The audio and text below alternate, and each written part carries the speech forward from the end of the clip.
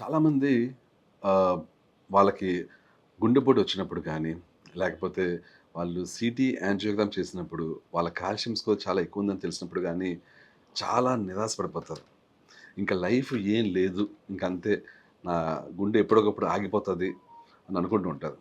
చాలామంది డాక్టర్స్ మీకు అర్జెంట్‌గా స్టంట్ ఎయాలన్నప్పుడు immediately without any doubt stent వేయించేసుకుంటారు. కానీ చాలామందికి తెలియని విషయం ఏంటంటే, ప్లేక్ ఏదైతే మన ఆర్టరీస్‌లో పేరుకుపోతుందో, ఆ ప్లేక్‌ని మనం రివర్స్ చేయొచ్చు. ఈ విషయం చాలామందికి తెలీదు. ఈ ప్లేక్‌ని రివర్స్ చేయడమే కాదు, అసలు నిజానికి చాలా సందర్భాల్లో స్టంట్ వేయాలి తప్పదు అన్న సిట్యుయేషన్స్‌లో నిజానికి స్టంట్ వేయాల్సిన అవసరం ఉండదు. ఎందుకు స్టంట్ వేయాలనుకుంటారు అంటే ఈ ప్లేక్ అనే దాన్ని రివర్స్ చేయలేం. ఫర్ ఎగ్జాంపుల్ ఇప్పుడు ఇది 70% ప్లేక్ ఫిల్ అయిపోయింది. 80% ఆర్టరీ బ్లాక్ అయిపోయింది. కాబట్టి స్టంట్ వేయాలి అని డాక్టర్స్ అంటే మనం భయపడి వేయించేసుకుంటాం. కానీ 70% ప్లేక్ ఫిల్ అయినా కూడా దాన్ని బ్యాక్ తీసుకురావచ్చు. 80% ప్లేక్ ఫిలప్ అయిపోయినా కూడా 80% బ్లాక్ ఉన్నా కూడా ఆ బ్లాక్‌ని తగ్గించొచ్చు అనేది తెలిస్తే నిజానికి ఎవరు స్టంట్స్‌కి వెళ్ళరు. స్టంట్స్ వేయించుకోరు. చాలా సందర్భాల్లో ఎమర్జెన్సీ అయితేనే తప్పించి నిజానికి స్టంట్స్ వేయరు. ఎందుకంటే స్టంట్స్ వేయాల్సిన అవసరం లేదు. ఎమర్జెన్సీ అయితే తప్పించి. ఎందుకని? ఇప్పుడు కొన్ని సిట్యుయేషన్స్ ఉంటాయండి. అంటే ఇంకా ఒక హార్ట్ అటాక్ వచ్చేసి, కార్డియాక్ అరెస్ట్ వచ్చేసి స్టేజ్ వస్తుంది. ఇంకా ఆ టైంలో గాని మనం ఒకవేళ స్టంట్ వేయలేదంటే, ఆ మనిషి ప్రాణానికే ముప్పు అన్నప్పుడు తప్పకుండా స్టంట్ వేయాలి. కానీ ఆ వ్యక్తికి మరీ సీరియస్ సింప్టమ్స్ లేవు. జస్ట్ ఒక యూ నో ప్లేక్ అయితే డెఫినెట్‌లీ బిల్డప్ అయింది. బట్ సీరియస్ సింప్టమ్స్ లేవు. అలాంటప్పుడు మనం నిజానికి ఆ వ్యక్తికి బలవంతంగా స్టంట్ వేయకూడదు.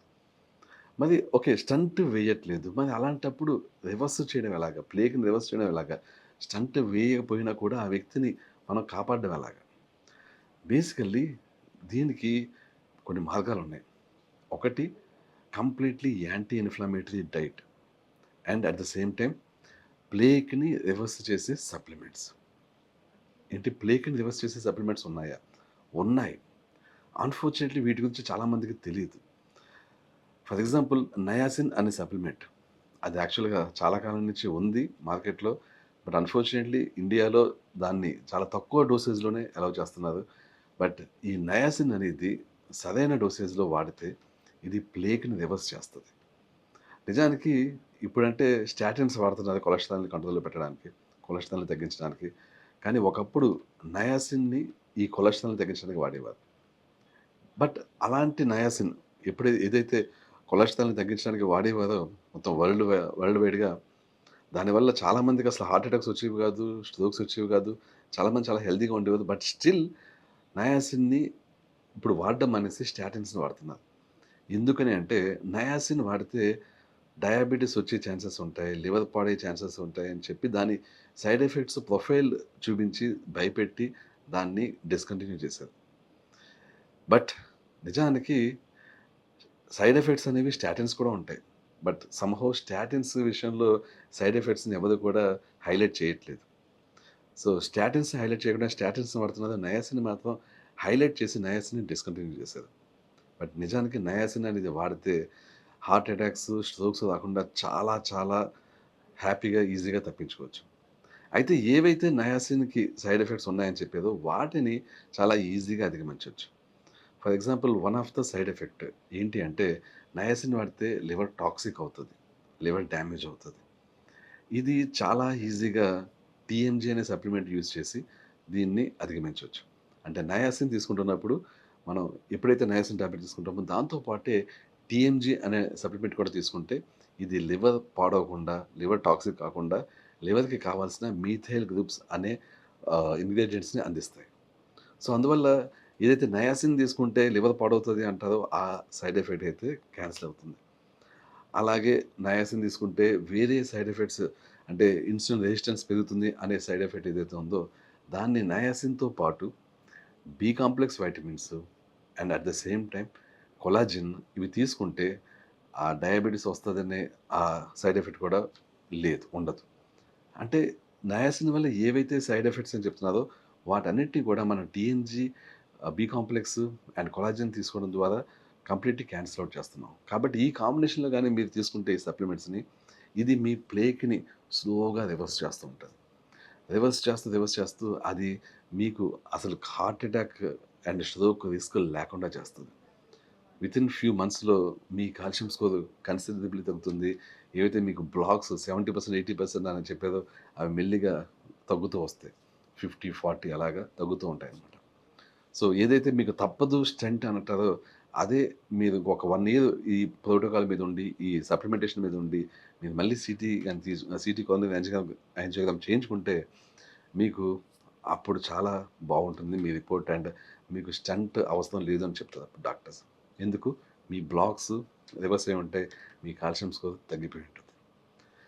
నేను చూసిన వాళ్ళలో కాల్షియం స్కోర్‌ని 0 అయిన కేసులు కూడా ఉన్నాయి. చాలా స్ట్రేంజ్ అది. నేను కాల్షియం స్కోర్ 0 అవుతుందని ఎప్పుడు ఎక్స్‌పెక్ట్ చేయలేదు. బట్ అలా కూడా అయినయి ఉన్నాయి. సో, అందువల్ల ఎవరికైనా సరే హార్ట్ అటాక్ వచ్చినా, లేకపోతే స్టంట్స్ పడినా, ఫ్యూచర్‌లో స్టంట్స్ పడకూడదు మళ్ళీ, ఫ్యూచర్‌లో ఇంకా కాల్షియం ప్లేక్ బిల్డ్ కాకూడదు అని ఉంటే డెఫినైట్‌లీ మీరు మీరు ఈ సప్లిమెంట్స్ వాడాల్సి ఉంటుంది. At the same time anti inflammatory diet వాడాల్సి ఉంటుంది. యాంటీ ఇన్‌ఫ్లమేటరీ డైట్‌లో ఇన్‌ఫ్లమేషన్ కలిగించి ఏ విధమైన ఆహార పదార్థాలు మీరు తీసుకోకుంటే అంటే especially high amounts of carbohydrates rice గానీ, ఆహ్, చపాతీలు గానీ ఇలాంటి హై అమౌంట్స్ ఆఫ్ కార్బోహైడ్రేట్స్ తీసుకోకుండా ఉంటే మీ ఇన్‌ఫ్లమేషన్ తగ్గి మీకు ఫర్దర్ ప్లేక్ బిల్డప్ అనేది కాకుండా ఉంటుంది. So, diet and supplements use చేసి మీరు డెఫినెట్‌లీ మీకు ఫ్యూచర్‌లో ఏ విధమైన heart attack cardio related issues లేకుండా చేసుకోవచ్చు. And at the same time మీరు వర్కౌట్స్ కూడా కంటిన్యూ చేస్తుండాలి. ఈ 2 మాత్రమే కాకుండా వర్కౌట్స్ కూడా చేస్తుంటే వర్కౌట్స్ ఏం చేస్తుంటాయంటే మీ ఆర్టరీస్‌లో బ్లడ్ సర్క్యులేషన్ బాగా అయ్యేలా చేస్తుంటాయి. ఎస్పెషల్లీ మీరు రెగ్యులర్‌గా వాకింగ్ చేస్తుంటే, ఎస్పెషల్లీ బ్రిస్క్ వాకింగ్ చేస్తుంటే ఇదేం చేస్తుందంటే మీకు నైట్రిక్ ఆక్సైడ్‌ని పెంచి మీ బాడీలో మీకు మీకు బ్లడ్ సర్క్యులేషన్‌ని బాగా పెంచుతాయన్నమాట. ఎప్పుడైతే బ్లడ్ సర్క్యులేషన్ బాగా అవుతుందో మీకు ఆహ్, ఈ హార్ట్ గాని, మీ ఆర్టరీస్ గాని డ్యామేజ్ అవ్వడం అనేది స్లో అయిపోతుంది. బేసికల్‌గా డ్యామేజ్ అవ్వడం ఆగిపోతుంది.